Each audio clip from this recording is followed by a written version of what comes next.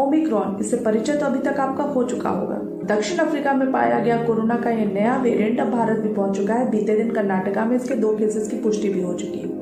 WHO ने इसे variant of concern कहा है, लेकिन हम कंसर्न दिखाने के मूड में बिल्कुल भी नहीं है। न मास्क है, न सैनिटाइजेशन है, न हाथ धोने की अब जरूरत है, न सब्जियों फलों को धो कर घरों में लाने की जरूरत है। बिल्कुल टेंशन फ्री होकर बिंदास घूम रहे हैं और घुमा रहे हैं। अपनी गलतियों से सीखने का नाम नहीं ले रहे हैं। और जैसा कि कहा जाता है कि अगर आप अपनी गलतियों से नहीं सीखते हैं तो हिस्ट्री अपने आप को रिपीट करती है, लेकिन जब हिस्ट्री आएगी तो पढ़ी जाएगी, तब का तब देखेंगे। जैसे आप घूम रहे हैं वैसे ही साउथ अफ्रीका से घूमकर ओमिक्रॉन भी भारत पहुंच चुका है, लेकिन आप इंतजार कर रहे हैं कि कभी घूम घाम कर आप तक पहुंचे, तब आप जायजा लेंगे, तब आप ध्यान देंगे सारी तैयारियों पर, दवाइयों पर, सैनिटाइजेशन पर, मास्किंग पर, हॉस्पिटल पर, ऑक्सीजन पर।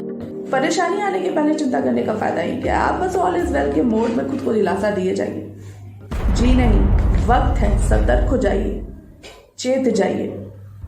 आसान से शब्दों के माध्यम से इस नए वेरिएंट के बारे में आज मैं अपने इस वीडियो में आपको जानकारी देने वाली हूं, तो वीडियो में आखिर तक बने रहिएगा। कुछ महत्वपूर्ण जानकारियां इस वेरिएंट से जुड़ी हुई आज के इस वीडियो में आपको मिलने वाली हैं।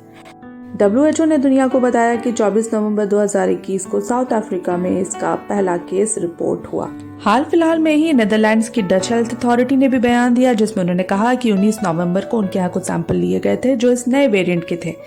बाद में बेल्जियम और जर्मनी ने भी कुछ इसी तरीके के दावे किए। हमारे लिए कंसर्न का मसला ये बिल्कुल भी नहीं है कि वेरिएंट आया कहां से।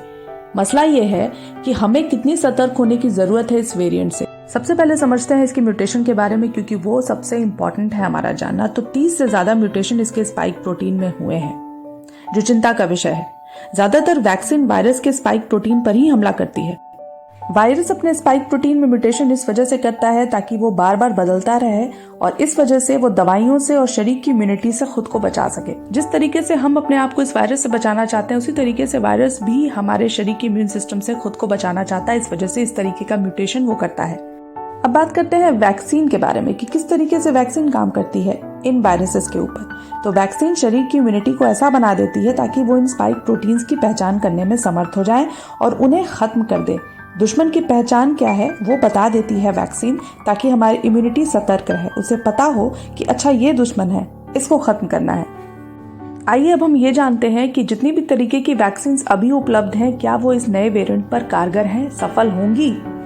तो सबसे पहले समझिए कि इतने जो म्यूटेशंस इसमें हुए हैं, 30 से भी ज्यादा, उसकी वजह से स्पाइक प्रोटीन का स्ट्रक्चर ही चेंज हो गया है।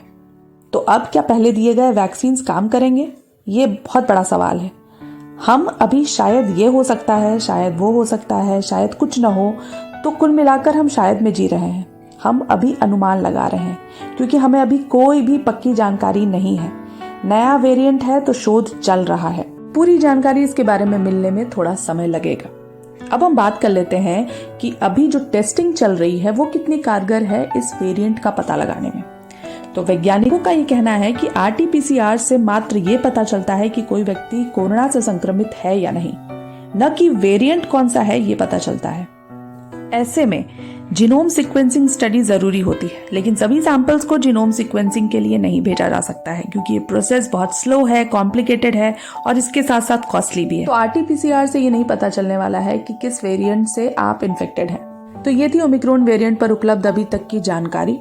एंजेलिक कोएत्सी, जिन्होंने ओमिक्रॉन वेरिएंट को सबसे पहले खोजा, उन्होंने बताया कि जिन युवाओं में इसके सिम्टम्स मिले हैं वो बहुत ही माइल्ड रहे हैं। खतरे वाली कोई बात उनमें देखने के लिए नहीं मिली है। हालांकि खतरे का अनुमान लगाने का समय अभी नहीं है, क्योंकि इस पर शोध चल रहा है। वेरिएंट चाहे कोई सा भी हो, म्यूटेशन चाहे कितने भी हुए हो, फैला चाहे किसी भी देश से हो, हम क्यों ढिलाई दिखा रहे हैं? सरकारी नहीं, निजी मामला है ये, तो क्यों आदेश मिले तभी हम सावधानी बरतेंगे।